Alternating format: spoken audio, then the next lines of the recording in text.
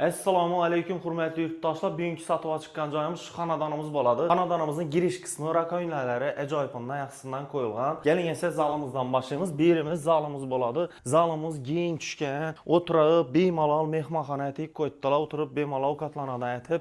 Birimiz televizorları yaxşısından, sifərtisindən qoyulğan zoruna gülə bir like basıb qoyasalar, juvoy gül. Bu nərsələrimiz həm yanı itduradı. Kanistanlarımız həm yaxşısından qoyulğan. Birimiz də lüstralarımız zorundan qoyulğan. Birimizdə balkonu, balkona yine doğru Dekkan marketinin üstü boladı hürmetli yurttaşlar. Kirpiçli don boladı cayımızda umman gəp oluşu mümkün eməz. Əcayip və sifərtisindən qoyulğan.